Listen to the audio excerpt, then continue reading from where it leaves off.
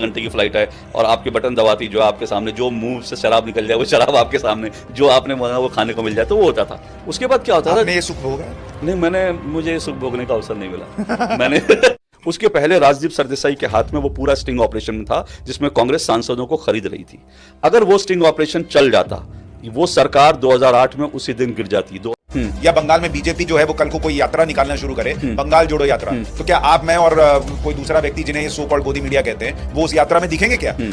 जब रवीश जी के भाई पर जो रेप का आरोप लगा था तो दिल्ली से कांग्रेस के 5 बड़े वकील जो कांग्रेस के पेड वकील हैं वो गए थे, जिनकी एक की फीस 5 लाख 10 लाख एक सिटिंग एक हियरिंग की है। आप सोचिए क्या हम में से कोई भी पत्रकार 5-10 लाख रुपए एक हियरिंग के, वो भी 5-5। नमस्कार दोस्तों, स्वागत है आपका एक बहुत ही ज़बरदस्त और धमाकेदार पॉडकास्ट वीडियो में। दोस्तों ये पॉडकास्ट वीडियो है सुशांत सिन्हा का और उनके मेहमान हैं अशोक श्रीवास्तव जी। दोस्तों गोदी मीडिया आपने बहुत ही सुना होगा रवीश कुमार के नाम से। तो दोस्तों इस पॉडकास्ट वीडियो में अशोक श्रीवास्तव जी इन्हीं रवीश कुमार और राजदीप सरदेसाई की ऐसी पोल खोल रहे हैं, ऐसी धज्जियाँ उड़ा रहे हैं जो देखकर आपको मजा आ जाएगा। और ये जो गोदी मीडिया की बात करते हैं दोस्तों, उनके सामने इस वीडियो का लिंक फेंक देना तो उनको समझ में आ जाएगा असल गोदी मीडिया क्या है। अशोक श्रीवास्तव जी ने ऐसे ऐसे राज खोले दोस्तों जिनको सुनकर आप दंग रह जाओगे कि ऐसा भी कभी होता था। अगर आपने ये वीडियो पहले कभी देखी है कहीं से, मतलब सुशांत सिन्हा के पॉडकास्ट वीडियो, तो कोई बात नहीं, आप जा सकते हैं, लीव कर सकते हैं इस वीडियो से। लेकिन आपने नहीं देखा है दोस्तों तो ये वीडियो आपको पूरा देखना ही होगा, ज़्यादा बड़ी नहीं है, मैंने छोटी और मेन क्लिप निकाली है जो मुझे मतलब बहुत ही ज़बरदस्त लगी और मैंने सोचा कि ये आपके समक्ष लाना जरूरी है, तो इसलिए मैं ये हिस्सा आपके समक्ष लेकर आ रहा हूँ। तो चलिए शुरू करते देखना ये पॉडकास्ट वीडियो। Let's start. बहुत दिन हो गए हैं, मजा नहीं आ रहा है। अभी मजा आएगा ना भिड़ो। पिक्चर चालू करो बे। अब इसमें जो फैलाने वाले लोग हैं, जिस पर मैं उस सो कॉल्ड गोदी मीडिया पे रहता हूं, जो आप गोदी मीडिया हैं, आप गोदी मीडिया ऐसा कहा जाता है अभी, और मैं भी हूं, तो मैं तो कहता हूं मैं गोदी मीडिया हूं, लेकिन मैं भारत माता की बिल्कुल हम भारत माता की गोद में बैठे हुए गोदी मीडिया इसमें तो, लेकिन जो लोग राहुल गांधी, केजरीवाल वगैरह वगैरह के गोद में बैठे हुए असली गोदी मीडिया, मैं थोड़ा उन पे भी बात करूंगा जिन्होंने इस नैरेटिव को फैलाया। लेकिन आपने चूंकि सरकारी मीडिया बहुत देखा अशोक भाई, आपका अनुभव क्या है ये गोदी मीडिया को लेकर 2014 के पहले वाला? मैं उस पर आऊँ उससे पहले एक चीज़ और कहूँ, क्योंकि क्या ये प्रखर ये लोग और आप लोग बहुत शरीफ लोग हो। आप लोग ये सिर्फ नेहरू जी का नाम लेते हैं, किसी और का नाम नहीं लेते। तो मैं पहले सरकारी गोदी मीडिया से पहले एक असली गोदी मीडिया की बात कर दूं। और मैं कहता हूं जो आपने कहा पर्दा, मैं ये कहता हूं कि असली गोदी मीडिया, ये जो गोदी मीडिया हमको तो पर्दा आगे कर दिया ना, लेकिन असली गोदी मीडिया कौन सा है? जिन सज्जन का ये नाम लेने से डर रहे थे, जिन चैनल को डरना नहीं चाहिए, ये कहना मेरा गलत होगा, प्रखर डरते तो नहीं है, लेकिन इन्होंने जो सहनशीलता दिखाई, मर्यादा दिखाई, मैं मर्यादा तोड़ देता हूँ। उन सज्जनों का नाम राजदीप सरदेसाई है, जिनके बारे में गोदरा का बात किया। अब मैं आपको बताता हूँ असली गोदी मीडिया कैसा होता है। 2008 में आप भी संपादक रहे, मैं भी इस पद पर हूँ। आप अपने किसी रिपोर्टर को भेजेंगे किसी स्टिंग ऑपरेशन के लिए, आपको मालूम होगा मेरा ये रिपोर्टर आके जो रिपोर्ट देता है वो सच है झूठ है। जिसके साथ आप 5 साल 10 साल 15 साल काम कर चुके हो, आपका एम्प्लॉई है, वो आपको झूठ आके नहीं बोलेगा।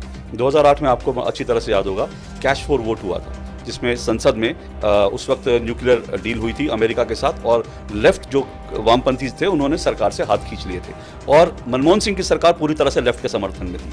उस वक्त जो है सरकार मनमोहन सिंह की 2008 में गिर जाती है। लेकिन ठीक उसी वक्त क्या हुआ कि मनमोहन सिंह सरकार ने और कांग्रेस ने कुछ सांसदों की खरीद फरोख्त की, जिसमें अमर सिंह और इन लोगों का पूरा हाथ था। अब इसका पूरा जब ये खरीद फरोख्त हो रही थी, इसकी पूरी सूचना मिली राजदीप सरदेसाई को, और उनकी टीम एक गई ये पूरी खरीद फरोख्त को शूट करने के लिए। उनके रिपोर्टर ने ये पूरी खरीद फरोख्त शूट कर ली। आप सोचिए कि संसद में वोटिंग होनी है, उसके पहले राजदीप सरदेसाई के हाथ में वो पूरा स्टिंग ऑपरेशन था जिसमें कांग्रेस सांसदों को खरीद रही थी। अगर वो स्टिंग ऑपरेशन चल जाता, वो सरकार 2008 में उसी दिन गिर जाती। 2014 तक वो सरकार कांग्रेस की रहती नहीं, 2009 आता नहीं, चुनाव नहीं आता, उसी दिन मनमोहन सिंह की सरकार गिर जाती, सांसदों को खरीद रही थी।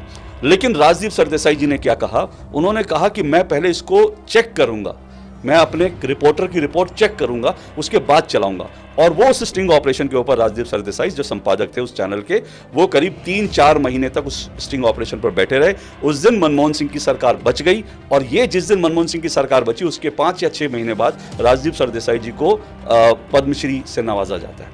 असली गोदी मीडिया ये होता है, आप सरकार बचाते हैं, सरकार के लिए काम करते हैं, तुरंत आपको जो है पेमेंट हो जाती है। ये असली गोदी मीडिया और ये होता है। सीरियल ऑफेंडर है सर। ये serial offender है। राजदीप सरदेसाई ने जो किसान आंदोलन था उसमें जो ट्रैक्टर से जो युवक की मौत हाँ। हो गई दुर्घटना में, उसके लिए भी ट्वीट कर दिया कि पुलिस की गोली से मारा। तो ऐसा नहीं कि एक गलती करके पकड़ा गया और फिर आपने छोड़ दिया अपने कर्मों को, वो कर्म वो जारी है। आए दिन झूठ बोलता है, आए दिन झूठ बोलते हैं, उसके बाद भी आपको कोई शर्म नहीं आती। मैं बहुत बार पहले भी कह चुका हूं, मैं जब यंग था, जब मैं प्रिंट में काम करता था, मैं राजदीप सरदेसाई जी का फैन था।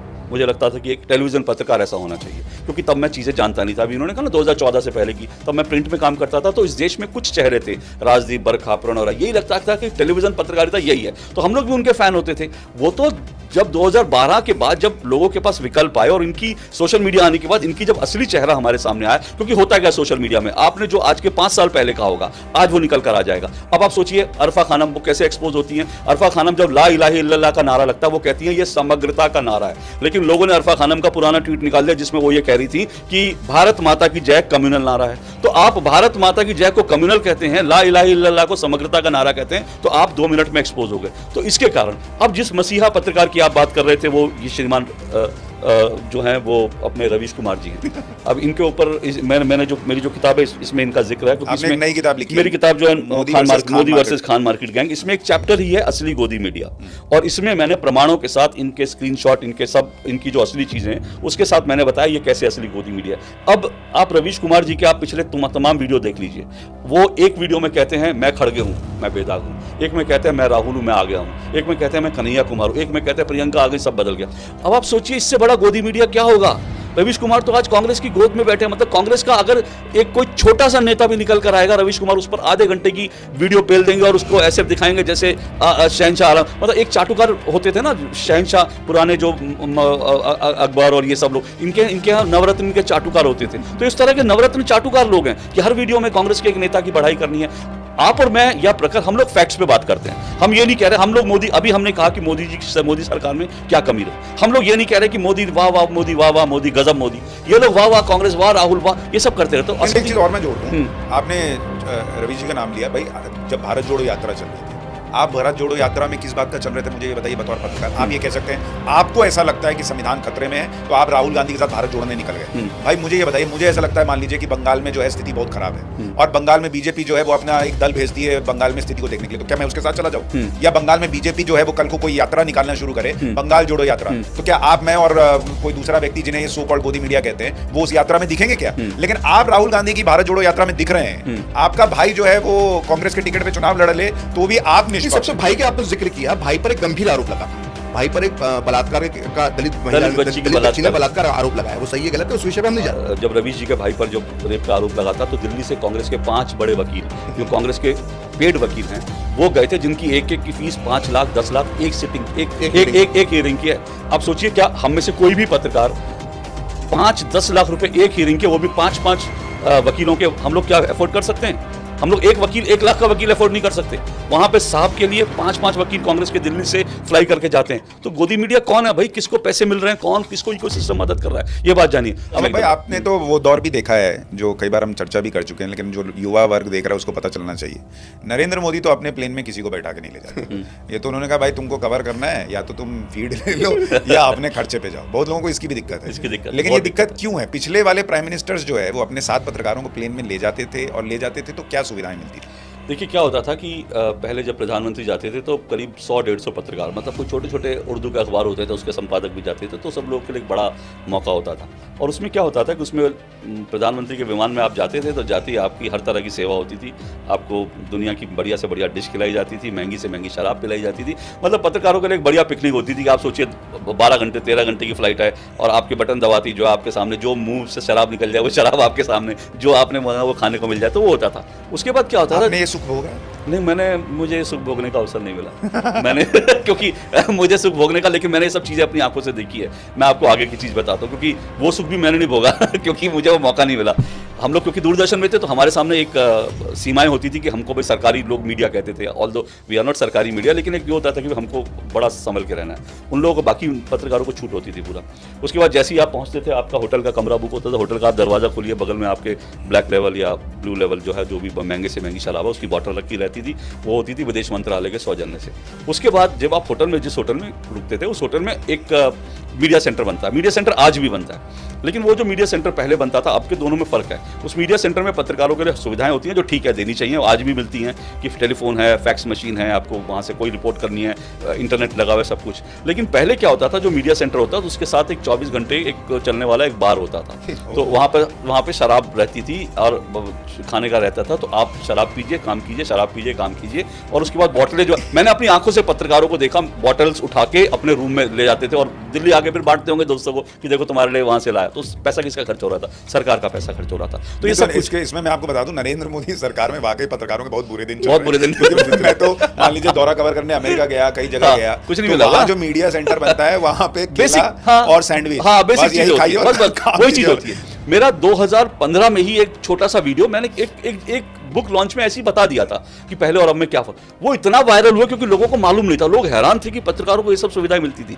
ये सब मिलती थी, और उसके कारण पत्रकार नाराज थे। एक चीज और जोड़ दूं इसमें, विदेश यात्राओं में एक बहुत बड़े चैनल के बड़े पत्रकार पर एक डिनर से चांदी की चम्मच चुराने का आरोप लगा, बिल्कुल। और वो चैनल वही मसीहाओं वाला NDTV के थे, और वो मनमोहन सिंह, सॉरी, वो राष्ट्रपति के साथ। राष्ट्रपति ये भी हुआ कि उस चैनल को बोला गया कि राष्ट्रपति भवन ने बोला कि भैया इस पत्रकार को अगली बार राष्ट्रपति की यात्रा में मत भेजना, और अगली बार और राष्ट्रपति के प्लेन में उल्टियां कर रहे हैं, आपस में मारपीट कर रहे हैं। एग्जैक्टली, उनका प्लेन हवा में उड़ रहा है, पत्रकार शराब पी के एक दूसरे को मार रहे हैं, उल्टियां कर रहे हैं, चांदी की चम्मच चुरा रहे हैं, मतलब तो ये सब चीजें होती थी। लेकिन वो गोदी मीडिया नहीं था।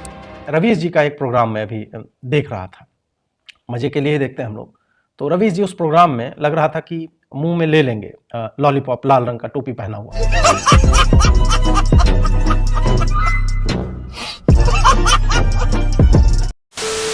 तो दोस्तों ये पॉडकास्ट वीडियो यहीं खत्म करता हूँ। उम्मीद करता हूँ दोस्तों अशोक श्रीवास्तव जी ने कैसे धोया है इन चमचों को, इन चप्पल चाटों को और इन दलालों को, वो देखकर आपको बहुत ही मजा आया होगा। दोस्तों ऐसी वीडियो देखने के लिए द फर्स्ट डिबेट के इस यूट्यूब चैनल को सब्सक्राइब करते आप जरूर जाओगे। मिलता हूँ आपसे अगली वीडियो में, तब तक के लिए जय हिंद, वंदे मातरम।